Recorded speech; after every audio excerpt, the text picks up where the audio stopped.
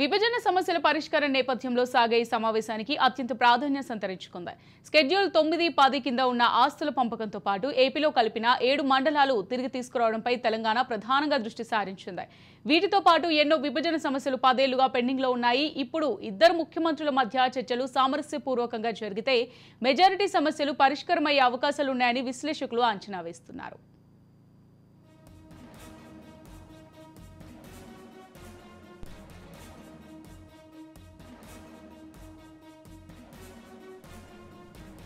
Revanth Reddy CM అయిన తర్వాత విభజన చట్టంలోని పెండింగ్ అంశాలపై స్పెషల్ ఫోకస్ పెట్టారు. ఇప్పటి వరకు విభజన వివాదాలపై 2 రాష్ట్రాల అధికారుల మధ్య 30 సమావేశాలు జరిగాయి. ఇందులో చర్చించిన అంశాలు, తీసుకున్న నిర్ణయాలు, తేలని అంశాలను అధికారులు సీఎం రేవంత్ కు వివరించారు.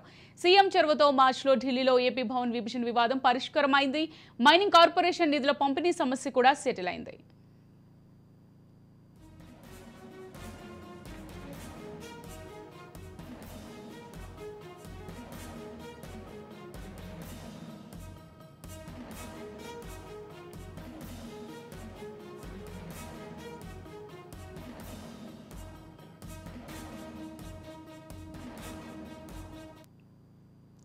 షెడ్యూల్ 9లోని 91 సంస్థల ఆస్తులు, అప్పులు, నగదు నిల్వలు పంపిణీపై కేంద్ర హోంశాఖ శిలాబీడే కమిటీని వేసింది.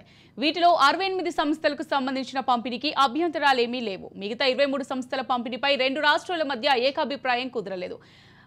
10వ షెడ్యూల్లో ఉన్న 142 సంస్థల్లో Telugu academy, Telugu university, Ambedkar university లాంటి 30 సంస్థల పంపిణీపై ఇంకా వివాదాలున్నాయి. రాజ్ భవన్, హైకోర్టులో లోకాయుక్త వంటి రాజ్యాంగబద్ధ సంస్థల నిర్వహణ బకాయిలపై వివాదం ఉంది. విద్యుత్ సంస్థల బకాయిలపైన 2 రాష్ట్రాల మధ్య వివాదం ఉంది.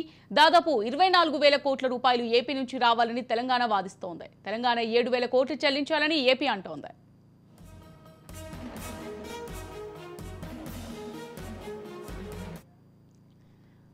రైట్, ఇక ఇదే అంశానికి సంబంధించి మరింత సమాచారం మా ప్రతినిధి తేజ అందిస్తారు. తేజ, చెప్పండి. అమూల్య, గత గంట సేపటి క్రితం అంటే సరిగ్గా 6:05 నుంచి కూడా ఈ ఇరు రాష్ట్రాల తెలుగు రాష్ట్రాల సీఎంల భేటీ అయినటువంటి పరిస్థితి అది ప్రస్తుతం కొనసాగుతున్నట్లుగానే మనం చెప్పాలి. ఒక గంట సేపటిగా కూడా ఈ భేటీ జరుగుతుంది. మరో గంట సేపు పాటు ఈ సమావేశం కొనసాగేటువంటి అవకాశం కనిపిస్తుంది.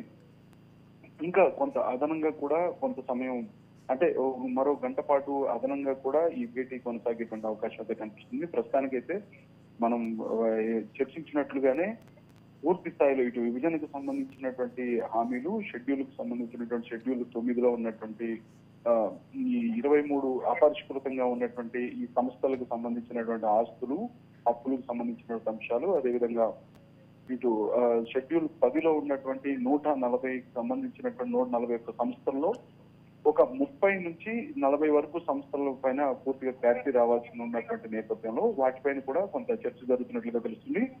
అదేవిధంగా ఇక ముంపు గ్రామాలకు సంబంధించి 7 మండలాలు అంటే ఆ గతంలో ఆంధ్రప్రదేశ్ లో ఏదైతే కలిపారో అదే ఆ ముంపు గ్రామాలను, ఆ 7 మండలాలను కూడా పూర్తిగా తెలంగాణకు మరల తిరిగి తెలంగాణలో కలిపే విధంగా కూడా దానిపైన ఒక ప్రతిపాదన తీసుకొచ్చిన నేపథ్యంలో దానిపైన కూడా ఒక చర్చ జరుగుతున్నట్లుగానే మనం చెప్పాలి.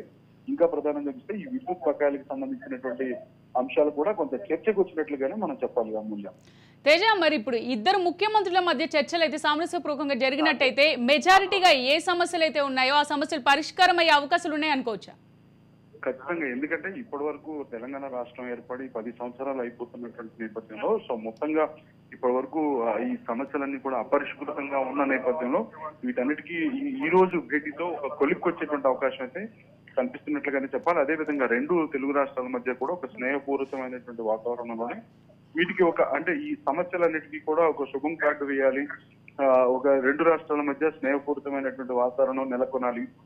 విభజన అంటే 10 సంవత్సరాలు విభజన జరిగి 10 సంవత్సరాలు దాటిపోతున్నటువంటి నేపథ్యంలో ఇంకా వీటిని ఇదే పెండింగ్ పెడితే ఇది 2 రాష్ట్రాలకు సంబంధించినటువంటి సత్సంబంధాలను చిలింపజేసే విధంగా పరిస్థితులు వస్తాయి అనేటువంటి నేపథ్యంలోనే వీటన్నిటికీ ఒక శుభం కార్డు వేయడానికి ఈ భేటీ జరుగుతున్నట్లుగానే మనం చెప్పాలి. ముందు అలాగే తేజ, ఇప్పుడు మనం చూసుకున్నట్టయితే 2 రాష్ట్రాల మధ్య జల వివాదం కూడా బగ్గుమన్న విషయం మనందరికీ తెలిసిందే. మరి జల వివాదానికి సంబంధించి కూడా ఈ సమావేశంలో ఏమైనా నిర్ణయం తీసుకున్నారు? కృష్ణా జలాలకు సంబంధించినటువంటి అంశాలు, ఈ కృష్ణా జలాల అంశాలతో పాటు ఈ ముంపు గ్రామాలు ఏవైతే ఉన్నాయో 7 మండలాలుని మళ్ళా తిరిగి అంటే ఆంధ్రప్రదేశ్ లో కలిపినటువంటి నేపథ్యంలో వాటిని తిరిగి తెలంగాణకు కేటాయించాలనేటువంటి అంశాలు, అదేవిధంగా ఈ జల వివాదాలతో పాటు పూర్తిగా ఇటు న్యాయపరమైనటువంటి అంటే కోర్టు కేసులు సంబంధించినటువంటి వాటన్నిటిని కూడా ఉపసంహరించుకునేటువంటి అంశాల్లో కూడా ఒక చర్చ జరుగుతున్నట్టుగా తెలుస్తుంది. ప్రస్తుతం ఒక గంట సేపటి నుంచి అయితే ఈ చర్చ కొనసాగుతుంది. ఈ చర్చలో ప్రస్తుతం వరకు అయితే ఈ గంట సేపటి భేటీలో కొన్ని విషయాలు మాత్రమే అండ్ ఇప్పటి వరకు చర్చకు వచ్చినట్లుగా తెలుస్తుంది. మరో గంట సేపు ఈ సమావేశం కొనసాగేటువంటి పరిస్థితి ఉన్నటువంటి నేపథ్యంలో వీటిపైన కూడా పూర్తిగా ఒక క్లారిటీ వచ్చేటువంటి అవకాశం ఉంది. ఈ భేటీ అనంతరం అయితే మాత్రం మీడియా సమావేశం ఇరు రాష్ట్రాల సీఎంలు కూడా మీడియా సమావేశం ద్వారా అయితే వారు తీసుకునేటువంటి నిర్ణయాలన్నింటినీ చాలా స్పష్టంగా వెల్లడించబోతున్నారు అన్నట్లు కూడా మనం చెప్పొచ్చు. తేజ, ఇప్పుడు చూసినట్టయితే ఈ సమావేశం ఏదైతే ఉందో మరో గంట సేపు కూడా నిర్వహించే అవకాశం ఉందని ఇంతకుముందు మీరు చెప్పారు.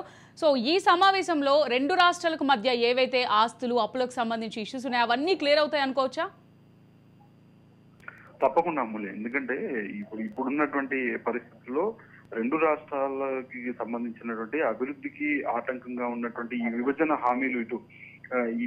హామీలకు సంబంధించినటువంటి ఇవన్నీ కూడా పరిష్కారం కాకుండా ఉండటం వల్ల ఇటు రాష్ట్ర అభివృద్ధి, రెండు రాష్ట్రాల అభివృద్ధి కూడా కుంటుపడుతుంది. ఇంకా ఇటు ఉద్యోగుల మార్పిడి కూడా ఉన్నటువంటి నేపథ్యం ఉంది. అదేవిధంగా ఇటు వాణిజ్యానికి సంబంధించి అంటే ఆదాయాలకు సంబంధించినటువంటి అంశాలు, అప్పులకు సంబంధించినటువంటి అంశాలు, వాటితో పాటు ఇరు రాష్ట్రాలకు సంబంధించినటువంటి కేటాయింపుల్లో ఇంకా ఎవరెవరికి ఏమేమి కేటాయించాలి, ఎలా కేటాయింపులు జరగాలి, విద్యుత్ బకాయిలకు సంబంధించినటువంటి అంశాలు ఇవన్నీ కూడా చర్చకు వచ్చేటువంటి అవకాశం అయితే ఉంది.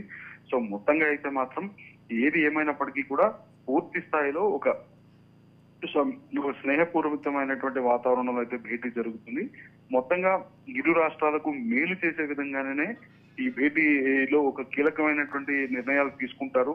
ఈ పెండింగ్ లో ఉన్నటువంటి సమస్యలన్నింటినీ పరిష్కరించే దిశగానే వారు ఈ ఇరు రాష్ట్రాల సీఎంలో అడుగులు వేస్తున్నట్లుగా తెలుస్తుంది. సో మొత్తంగా ఈ భేటీ అనంతరం అయితే ఒక క్లారిటీ వచ్చేటువంటి అవకాశంగా మనం చెప్పాలి. Thank you for the updates Teja.